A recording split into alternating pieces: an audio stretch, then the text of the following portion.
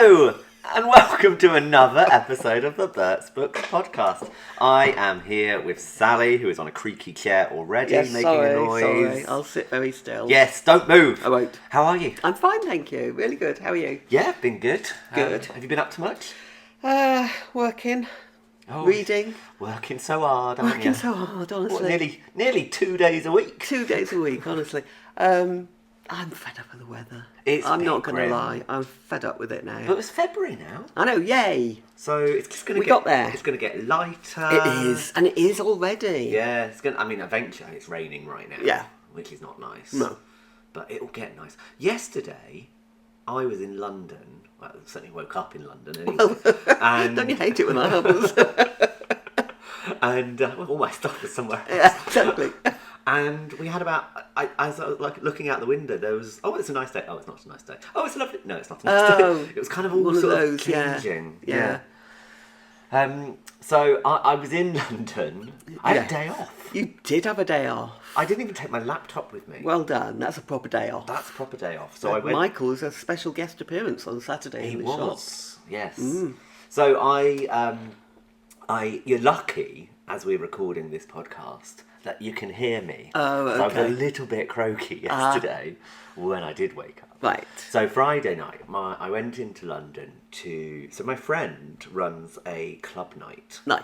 In London. Or rather, my friend did run a club night in London. And he's passed it on. He's decided enough is enough. He's passed it on to my other friend. Oh, okay. So I went along in November for the last one of these club nights. Right, yeah, I remember you. For friend number one. Yes. And then I thought, well, I better go along to the first club night for friend number two. Yes. So I went along to support him. And I don't know if you know this, but apparently those club nights don't start until 9:30, 10 o'clock. That sounds like quite early to me. I thought you were going to say about 2 in the morning or something. No, so we went for Nando's first, and Yeah. then helped him set up. Yeah. And I was staying over at his, which was nice. Very free nice. night, free bed and breakfast in London. That's very good. Excellent. But it did mean I had to stay with him until the end. Which was at 4 a.m. There we go. You're a dirty stopper. And his place is an hour away. Oh, no. So I crawled into the sofa bed at 5:15. Nice. On Saturday morning. I had about 2 hours sleep. Oh, no. But, as well, what I've realised is, we all know that I am ageless. Yes. I don't have an age. No, you don't. You don't. But, if I did have one, I would say it's reached that point where 2 a.m. is probably the cut-off point. Yeah. I was slightly too sober and slightly too old to be going beyond 2 a.m. Yeah. And I should have just embraced it and drunk more, I think. Yes. Because that's what I needed to do to get through. Yeah. It was still a lovely evening. Good. Met some wonderful people. Lovely. Had a great time. And then had a mooch around London on Saturday. Nice. Yeah. And I was going from London to Reading. Yes. To have dinner with a friend in Reading. Yeah, you're just showing off. You've got friends I've got friends all over the place. But no, the point of the bit I'm showing off about is I basically just went from cafe to cafe to cafe, killing time between waking up in London and going for dinner. Yeah. So I went, I'll have a drink in there, had a cup of tea, read a bit of my book. Yeah. It's like, I'll now travel 10 miles that way. I'll sit in another cafe and read a bit more of my book. So that sounds fabulous. It sounds fabulous. It was a lovely day off. Good. I wasn't even at home, so I didn't feel guilty about not tidying up. No, you were properly. There was nothing more I could do apart from sit and read. It was lovely. Good. Now, I'm not telling you about the book that I was reading yesterday because I haven't actually finished it yet. So instead, I'm going to tell you about the last book that I read. Okay. Which was The Impossible Thing by Belinda Bauer. Nice. Have you ever read Belinda Bauer? Don't think I have. Okay, well, we'll discuss further very soon. What are you going to tell me about? I am going to tell you about the book I finished a couple of books ago called The Book of Guilt, and that's by Catherine Chidgey, I believe. Easy for you to say. It's weird, and I've been practicing and I still can't do it. No, I'm not even going to... There's too many sounds in that surname that I can't pronounce. Yeah. I'm not even going to try. Chidgey. Spell it for us. Chidgey. Right, all of that is coming up on the other side of this music.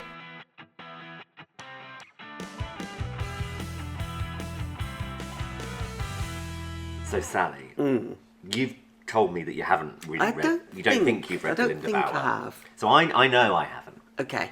But I also know a few things about her. In that a few of our customers absolutely love her writing and like. I feel like I'm missing out already. And also one of a very small number of crime writers who have been nominated for the Booker Prize. Oh. So the Booker doesn't always get that sort of genre fiction in it. It's, but her book, which was, I think it might have been Snap that was, so she's, yes, the Booker long-listed author of Snap, so she wrote that one. Okay. We've got a couple of her books. Exit is another one. But this one I'm going to tell you about. It's called The Impossible Thing. Now, I read it in hardback. Yeah. It's out in paperback at the end of February, but I'm going to tell you about it now. Okay. This is... well, I'll read you the blurb. Please. A summer's evening in 1926, and 6-year-old Celia Shepherd is hungry, desperate, and dangling from a cliff as she stretches out to steal something impossible. The bold theft will change Celia's life and the lives of many years later. 100 years later, hang on, I said, and the lives of many others, not the lives of many later. 100 years later, a remote home is ransacked by masked men. The only thing, a dusty box containing that same impossible thing. What could be so unique and so valuable that is stolen again and again and again? Ooh. So that's quite a cryptic blurb. Yeah. And if you don't want to know anything more about it, stop listening now. Yeah. I'm not going to do spoilers, but I'm going to give you a little bit more information than that. So, it actually, although it starts talking about Celia Shepherd, it does start in sort of contemporary times. Right. With, his name is, I think his name is Weird Nick, is his name. And it's, so he goes into his friend's house, and he finds his friend's mum tied up on the floor, and so you've got that's it. His name. So Patrick goes into Weird Nick's house. Right. Finds Weird Nick's mum tied up on the floor. Okay. Weird Nick is tied up upstairs. Oh. As the blurb says, they've been ransacked. Something's been stolen. Okay. But the only thing that they are still alive, are they? They are still alive. Okay. He unties them, he sorts it out. Right. The only thing that has been taken is an egg. Oh. It's an egg in a nice display box that Weird Nick found in the attic. Mm-hmm. And he tried to sell on eBay. Uh-huh. Now, I didn't know this. eBay clearly did, because they sent him a little letter or a little notification telling him that he needed to take it down because it is illegal to sell eggs. Okay. Of any kind. Right, okay. So, even if it's a 100-year-old egg, okay. because the trade the trade in eggs is banned. Interesting, yeah. So, I mean, I think you can buy an egg from the supermarket. I think you can. Yes. Pretty sure you can. I've had some, so I have. I don't want to dob Sainsbury's in. No, absolutely not. But I did buy some eggs from them. Yes. But other eggs, yeah, that are sort of collectible eggs, not allowed. And that used to be a thing, didn't it? People used to go bird egg collecting. Yes. And the rarer the bird egg, you think that's barbaric, actually, to do that sort of thing. Yeah. Hence the ban. But that is where we find ourselves in 1926. Very nicely done, Sally. That was nicely scheduled. Thank you. Segued, I mean.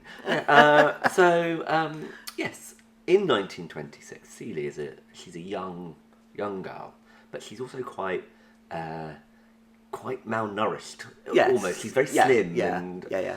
And she lives on a farm with her family, and she's sort of not, I don't know if the word is neglected, but she's the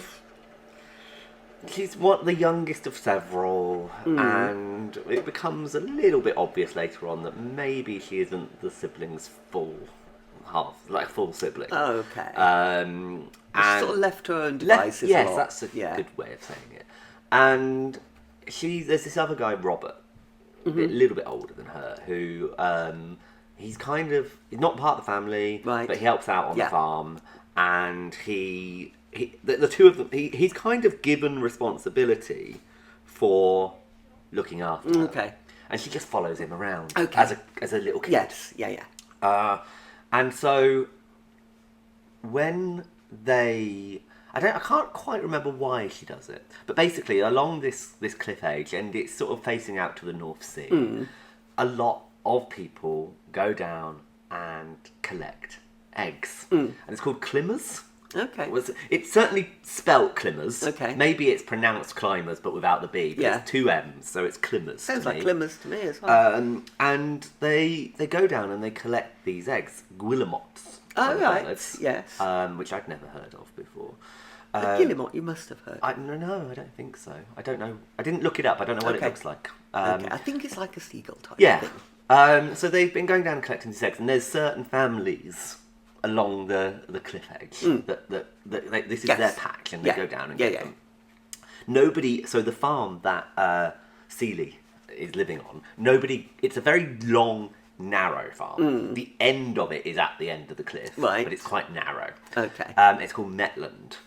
I believe it is a real place. Oh, okay. And nobody collects eggs at Metland because it's such a sheer cliff drop. So it actually overhangs. Right. So you can't get to the actual cliff edge where the birds are nesting.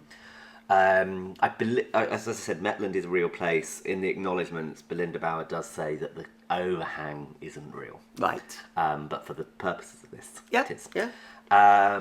Seeley goes down and she collects an egg because I think they'll decide they want to make some money, and she can fit through this narrow crack. Right. So she's the only person who can go down. Right. But the rope starts to break, and it's all a bit.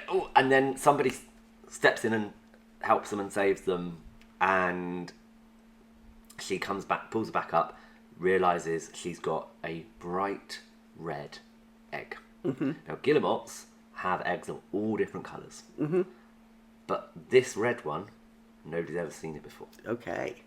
So there becomes this instance with an egg collector, one of the other climbers, and Seeley.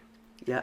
And this egg collector is trying to buy the egg off Seeley. And he's like, I can't remember in terms of today's money, it's probably worth like £1,000, say. Yeah. And he's going, I'll give you a tenner for it. Yeah. And she's like, great, wow, a tenner. Yeah.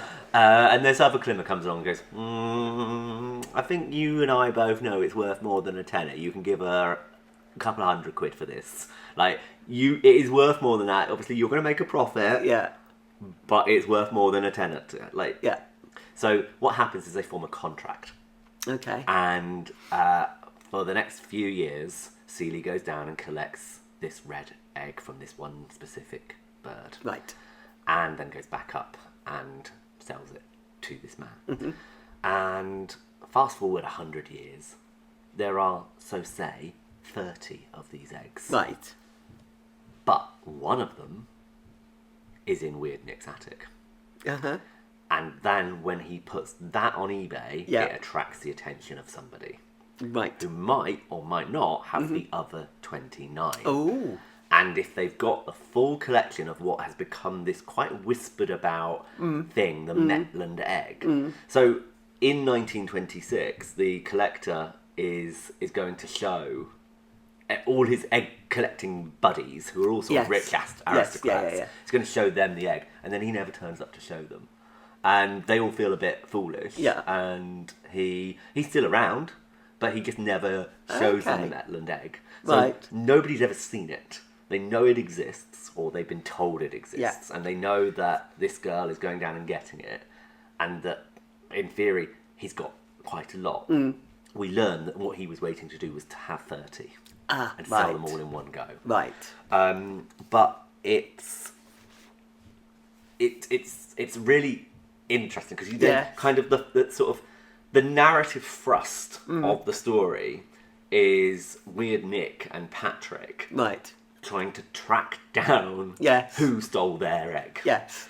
So they go all over the place. They find they do something quite clever. And the person who was going to buy it from them, Yeah. they buy something from him, and then say, "Oh, it's not what we wanted," and return it. So they then got his address. Right. So they then track him down. Right.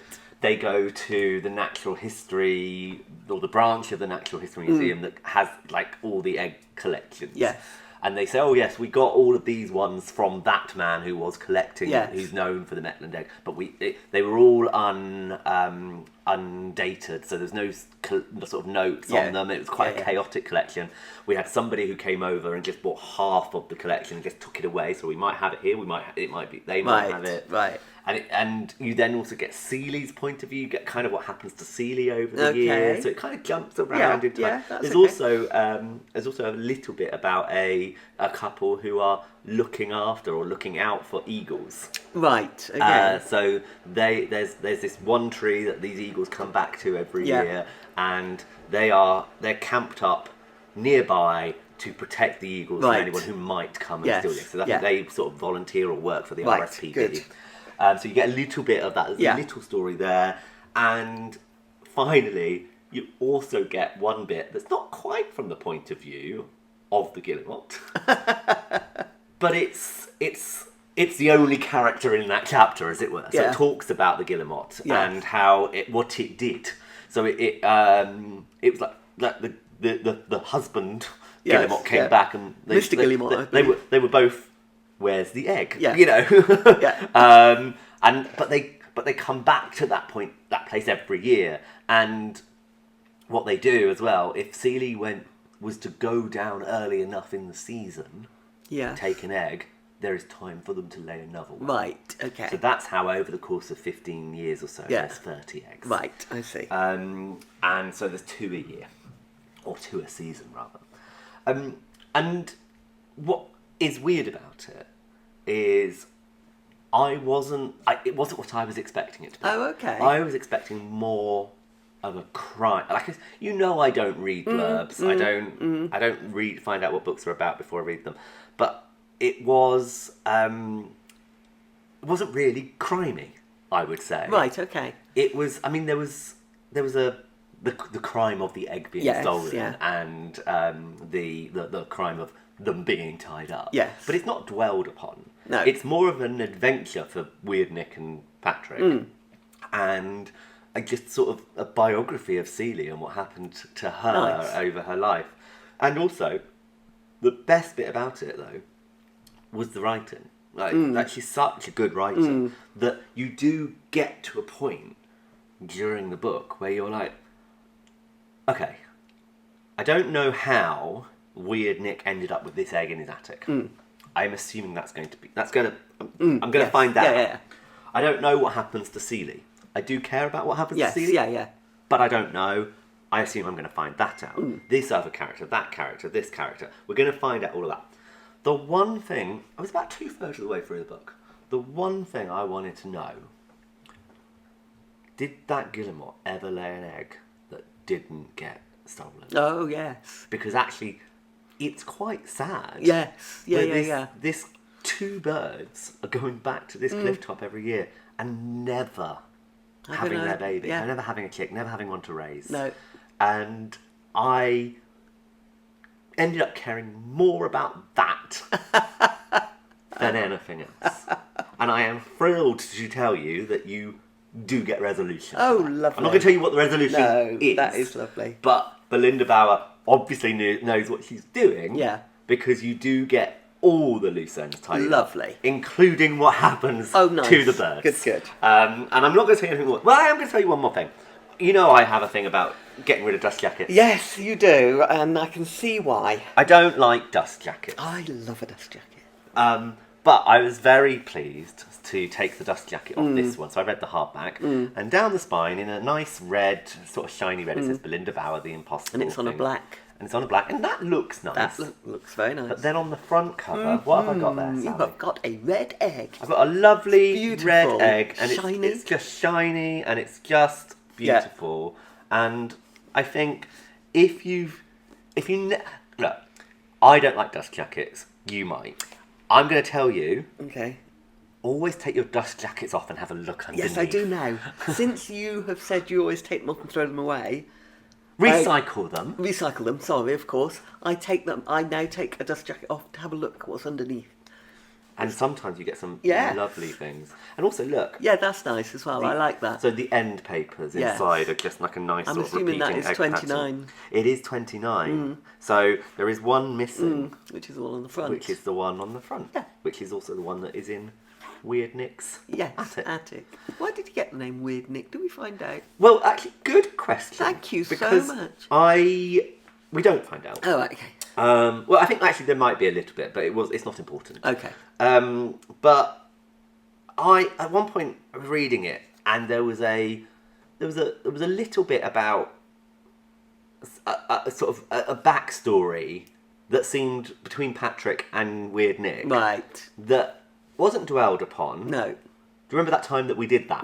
Yes, yeah. And wasn't dwelled upon, and I just thought that's a very interesting thing to have in a story that is not relevant. Yes, yeah. And then I looked, and they've appeared in a previous book by Belinda Bauer. Ah, right, there we are. So this is not really a sequel. No. Because you can read this without knowing Yeah. that they've ever been in another book. No. And what I really like about sometimes, so let's say like a Michael Connolly Yes. or a Peter James, Yes. They all have detective books Yeah. and a detective series. Yeah. And the authors and the publishers will go, yes, this is the 84th book in the series, but you can read it as a standalone. Yeah.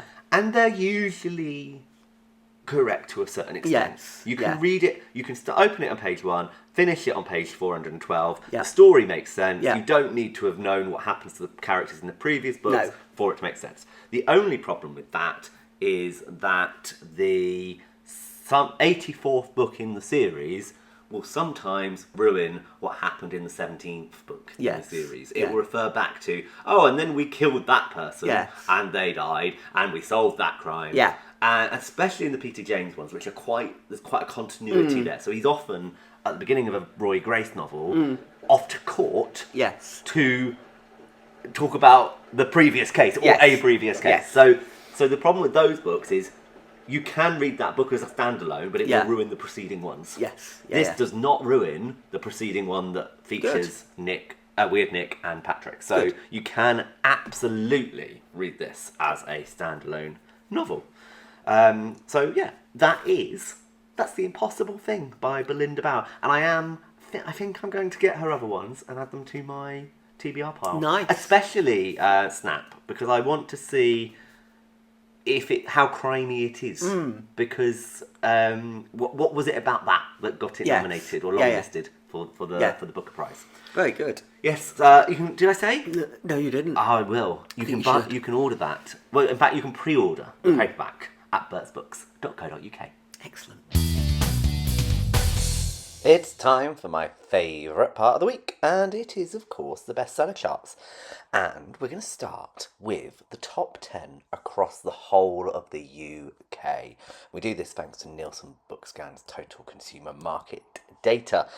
In 10th place is a new entry for Jeanette McCurdy's Half His Age. Coco YO, the colouring books, they've got Cozy Corner in 9th place. That one actually came out last March. It's returned to the top of the charts. And A Neighbour's Guide to Murder by Louise Candlish, doing really, really well, that one. We've had Louise in the shop actually last year, and what a lovely woman she is. That one is at number 8 this week, up 11 places. Down 1 place from last week, it's Hamnet by Maggie O'Farrell. And a new entry, the highest new entry of the week, in fact, at number 6, it's from Julian Barnes, and it's called Departures. And the S is inside some brackets. So do with that what you will. At number 5, up 5 places, it's Michael Connolly's Nightshade, and in 4th place, up 67 places, it's The Long Game by Rachel Reed. More on that shortly. Housemaid by Frida McFadden. No move for that one at number 3. And at number 2, up 25 places, it's Rachel Reed again with Heated Rivalry. So, The Long Game is, I think, book 6 in the Heated Rivalry series. Heated Rivalry is, in fact, book 2. So if you want to get on board this particular bandwagon, then you actually need to start with Game Changer, and that's the first in the Game Changers series. And just so you know, that one is at number 14 this week. At number 1, no move for Lisa Jules, Don't Let Him In. Let's take a look at the pillar of popularity. And we're going to start in 5th place. It's an interesting pillar this week. It's all change. 5 books that were not there last week. In 5th place, we've got Mrs. Spy by M.J. Robotham. That's doing quite well, actually, since it came out a few weeks ago. It's been ticking along nicely. In 4th place, it's Hamnet by Maggie O'Farrell. You heard about it on the main charts. Just a couple more than last week. It has bumped it back onto the pillar. It was there a couple of weeks ago, and it has so far spent 3 weeks on the pillar of popularity in 2026. The only other book to do so is Swindon Mountain, which was on last week. So, spoiler alert, it is not on this week. The Housemaid by Frida McFadden, back on the pillar. It's 2nd week of the year. It's been a couple of weeks since it was on, but it is snuck back into it. And in 2nd place, it's Black Cake by Charmaine Wilkinson. This was a book club pick for a local book club. So they all come in and buy their books at roughly the same time. So often their books will end up on the pillar. And at number 1, it's been out a couple of weeks, but it is the first time on the pillar for Frederick Backman's My Friends. Let's take a look now. It's the end of the month, and we're going to take a look at the best-selling books across the month at Bert's Books. But I'm going to do it slightly differently, because I'm not going to tell you what the actual top 5 were.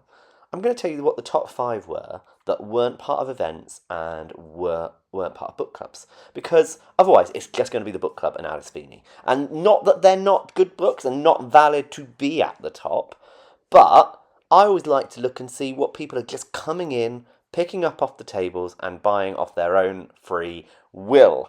At number 5, and I say off their own free will, I've been pushing this book on everyone. It's Evenings and Weekends by Oisin McKenna. You absolutely need to read this book. We've done a review of it, haven't put it in a podcast yet, so that one will be coming your way very, very soon. In 4th place, it's you just heard about it on the pillar, it's My Friends by Frederick Backman. It's been doing well, and it just hasn't been on the pillar until this week.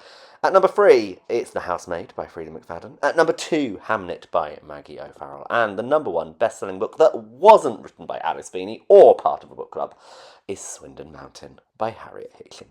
Will it be back on the pillar next week? Will there be completely new titles again? Well, I'll tell you one thing, there is a book club. So there will be at least one new title, and I'm not telling you what that is yet. But, yes, find out next week by listening to the Bert's Books podcast. I don't remember ever seeing that book before. This, I'm not accusing you of buying it from somewhere else. no, I bought it here. I bought it here because a customer had ordered themselves this, and it just struck me as looked quite interesting. What is it? It is The Book of Guilt. By Catherine, Chidgey. And I bought it, and it sat on my shelf for some time. Okay. And then I thought, actually, no, I'm gonna read that. May I read you the blurb? Please do. England, 1979. I've heard of it. Mm-hmm. Vincent, Lawrence, and William are the last remaining residents of a secluded New Forest home, part of the government's Sycamore scheme. Every day, the triplets do their chores, play their games, and take their medicine under the watchful eyes of 3 mothers. Mother Morning, Mother Afternoon, and Mother Night. Their nightmares are recorded in the Book of Dreams. Their lessons are taken from the Book of Knowledge. And their sins are reported in the Book of Guilt. All the boys want to do is get well and be sent to the big house in Margate, to a life of sun, sea and fairground rides. But as the government looks to shut down the Sycamore homes, the triplets begin to question everything they have been told. Exactly. So it's literally that. The house they live in is Captain Scott House. There's one for boys. They are the last 3 boys in this house. All the others have gone to Margate.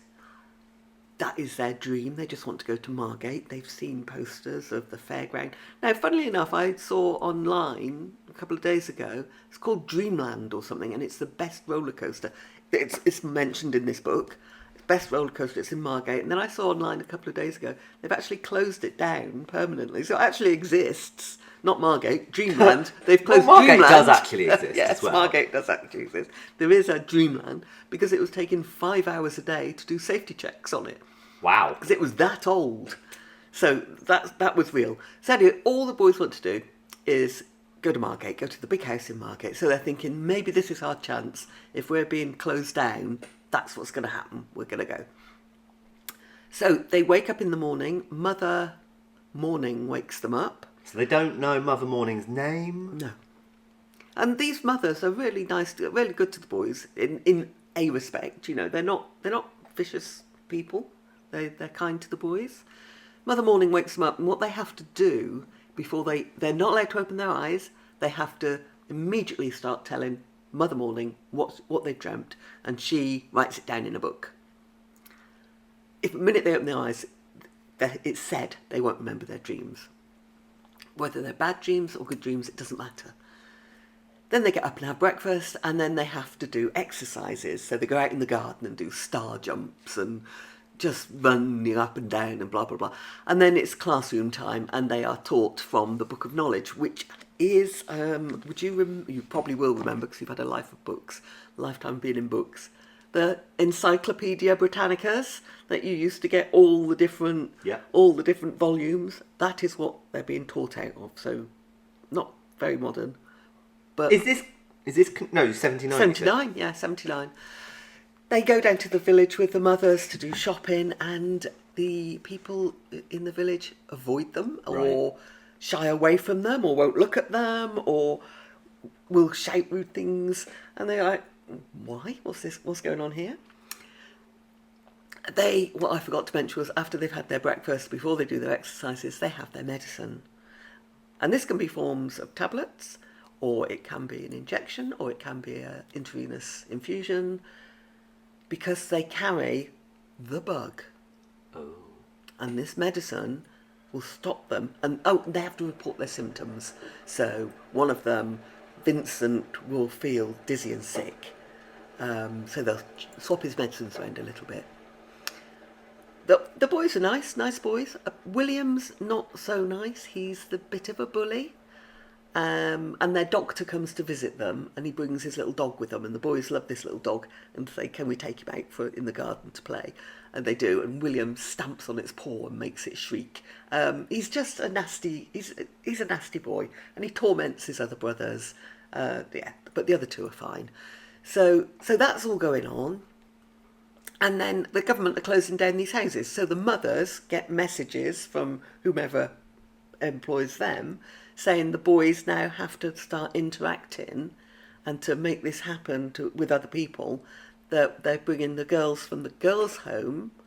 That's also going to be closing. They're going to have these weekly meets, and the boys and the girls are going to learn how to socialise, because they don't know how to socialise. They don't know how to speak.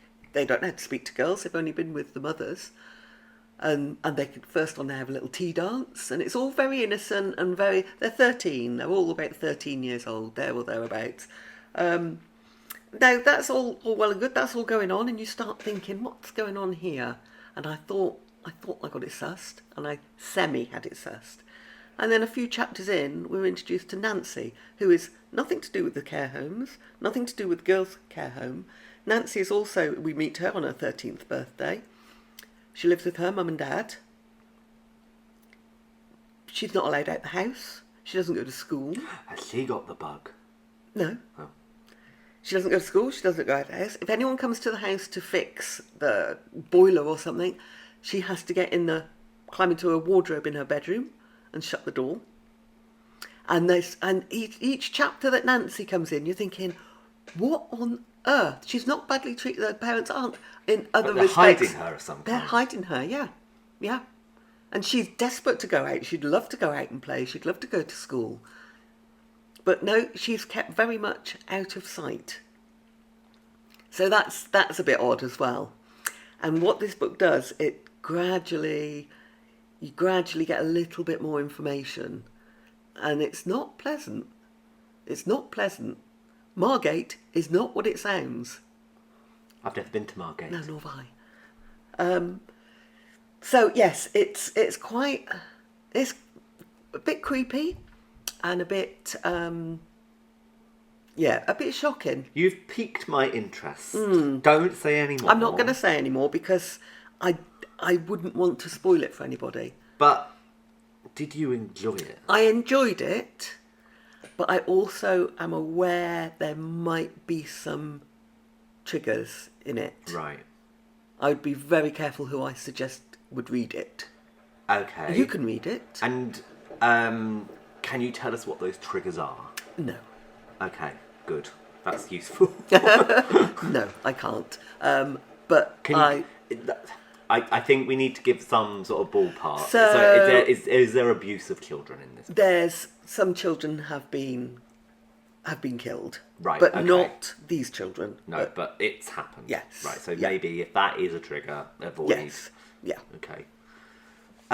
Do we know if Catherine Thingy has ever written anything else? Yes, she's written quite a few actually. I think she's written 9 more. Oh, wow. I've never read. She's Australian, I believe. I haven't read them. I hadn't heard of her at all. I'll certainly be looking at more of hers.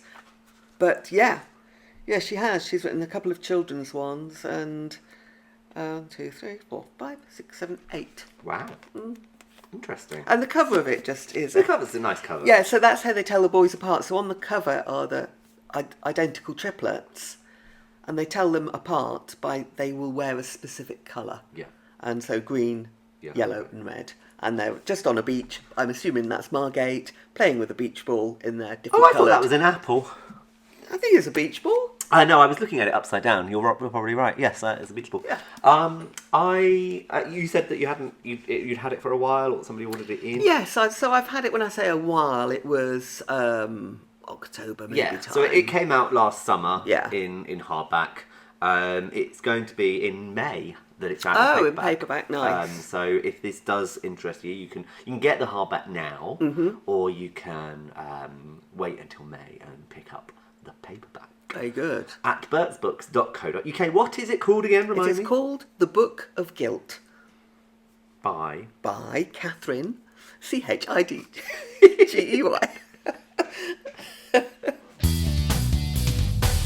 That is everything for this week. Very good. We have we haven't read it.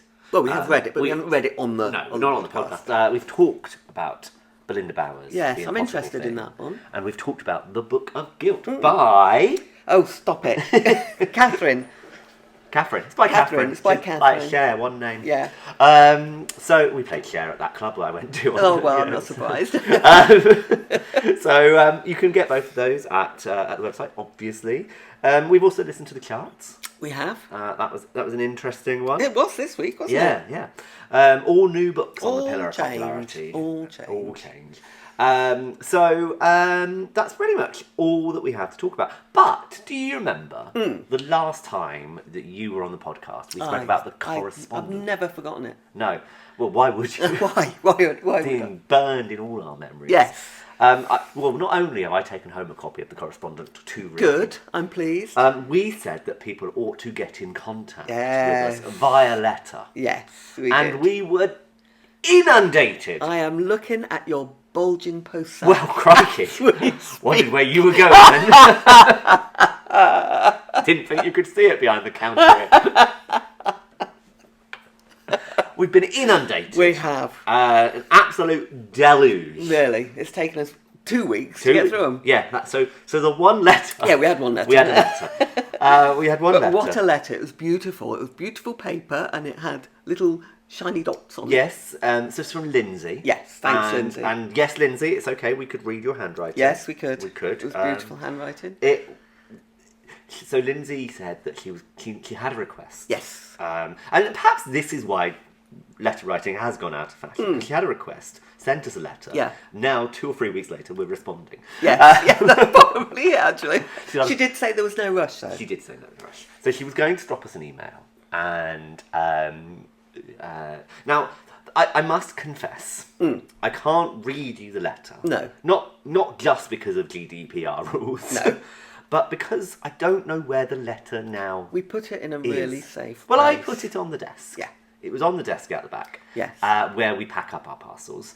It is not there now. So if you open up a parcel And you've from got a us lovely you've got purple letter in it. lovely Can we have it back? Yeah, can we have it back, please? I'm sure it's just been tidied away by Pedro or Michael Yes, or something, yeah. and we will find it. But yes, Lindsay, I do remember that you're going away and you would like to read some Chilean fiction. Chilean. Chilea. I think it was. I'm pretty sure it was Chilean. Yes. She said she liked to read. She doesn't want to read about the place she's going. She likes to read authors from the place she's going. Yes, or books set in. Or place. books set in the Now, place. Yes. I completely agree because I think one of the best. I don't know if I've ever mentioned this on the podcast, but one of the best sort of reading experiences I ever had. I went on holiday to Crete. I think Crete. Yes, Crete. Nice. Went with a couple of friends and we were having a bit of a lazy holiday, just by the pool and that sort of thing. And I took several books, but I read them all. So Yes, as you do. I had to buy a new book while I was out there, Right. and I bought The Island by Victoria Hislop. Nice. And the island is the island in question is the island of Spinalonga, which was a leper colony Yes, off yeah. the island of Crete. Yeah. And there was one day where I left my friends behind. I got up really early in the morning, and I got on a bus full of German and French people. I didn't even know if I was on the right bus. Okay. But it was a tour bus. That's fine then. Went off to the other side of the island. It's quite a long drive. And I did a hike through Samaria Gorge. Right. Which I'd been recommended to do by a few people before. Yes. I was like, Yeah, I'm going to go do that. Beautiful day. Absolutely beautiful gorge. Like, it was lovely. Set like a couple of dusty little villages at the Yes, bottom where yeah. I sat for lunch. And I don't think I spoke a word of English to anyone that day. Nice.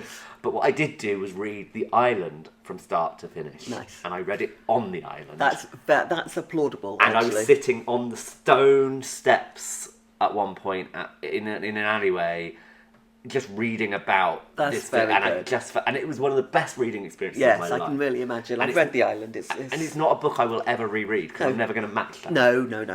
So I get why Lindsay would like to read that. Yes. Now, I don't really know much Chilean fiction. Same. I was going to ask Pedro, but I forgot because I feel like Pedro would know. I put Pedro's name forward as well. But I do know that Isabel Allende is somebody to take a look at. Okay. She's a name that you may have heard. She's written quite a few things that have done sort of fairly biggish numbers. Okay. I think the one that she might be most known for is one called Violetta. That rings a bell. Yeah. So I don't know if all of her books are set in Chile. But like several of them are. So there's one called A Long Petal of the Sea, Right. which is set in Yeah. Chile. So that one maybe is a good one to look out Yes. for. Yeah. And we'll get them added to the website so that you can buy them. Hmm. Do write to us. Yeah. We will respond at some We point. were so excited with that letter. We weren't were so we? excited. Very excited. I had it and then I hid it and waited until you came in Yes. so that I could show you. Yeah, and then brandished it like a ta-da! Ta-da! We got a letter! And I did go a bit silly, really, Yeah, didn't I? it was funny. Yeah, it was good. So yeah, do write to us. 54 Godwin Court, Swindon, SN1 4BB. We will answer your letter we will construct some kind of safe place for them. We will. So that we don't lose them. Yes. And Pedro and Michael will both be under instruction not to file them somewhere. Yeah. Because I think that's probably what's happened. One of them's tidied up. Yes, And they yeah. put it in a safe place. Yes, that's definitely what's happened. So do get in touch if you would need a quicker response than that. Yeah. I mean, the problem was the letter came after I recorded the last podcast, Yes. so it's Yeah. that was the issue. It came just like the day after. Do email us, bert@bertsbooks.co.uk. If you need an even quicker response, you can get us on social media. Yes. You can find us at Bert's Books on Twitter, Facebook, Blue Sky, Instagram, and YouTube. Oh. She says. Yeah, we're on YouTube. I mean, mostly what's on YouTube is just stuff that I've put up on Instagram. Okay. But I said to Michael last week, I am going to start doing some content exclusively for YouTube. Oh. Well, maybe not exclusively, but it'll go up there first, maybe. Okay. So I'm going to do it after I've sent you packing this evening. Excellent. And I'm going to record a little video that talks about the books that I read in January. Nice. So it might be like, I don't know, it might be 10 minutes long, this video. Could be. Wow. But you'll get to see my smiling face. I'll hold up some books. Lovely. You'll see the nice bookcases at Bert's. Yes. Yeah, what's not to love? There's nothing. not Pop to me love. on your big telly and sit down with a cup of tea. What, again? Again. I think that really now is I think it probably everything is. Yes. for this week. Yeah. Don't forget to rate, review, and subscribe to the podcast. That way you will never miss an episode. One thing I do need to say. We will be go on. sending out a newsletter probably tomorrow. Okay. I'm going to include in that all of the events that we've got coming up. No, Now, got some of events coming up. we've got a lot. We Now, some have. of them are sold out. They have, yeah. Some of the ones that we've announced since last time Yeah. include Joanna Cannon. Oh. We've got Joanna Cannon coming. That'll be a good one. That's a good one. We've got another Joanna coming. We've got Joanna Miller, Yes. who wrote The Eight, Yes. which was Bert's Books Book of the Year. That's good. That's last year. exciting. Yeah. And she's going to be joining us with Julie Owen Moylan. Really At the exciting. beginning of May. Lovely. So it's after publication date for Julie. Yeah. But it's about a month before the paperback of the Eights comes out. And we're Right. going to get exclusive early copies. Nice. So people will be able to get their hands on that. So do come along to that. Lovely. But the one that I really need you to know about, because by the time I put it in, it was only announced on Friday. Mm-hmm. It's already half sold out. Excellent. We've got Claire McIntosh coming back. We have. We do love Claire. We do. So she's coming back to the shop. We've had her here before. Mm-hmm. It's going to be a really good evening. That's at the end of March. So Lovely. do log on and order your tickets for that one Yes. as well. That really is everything That is now. everything. Say goodbye, Sally. Goodbye, Sally.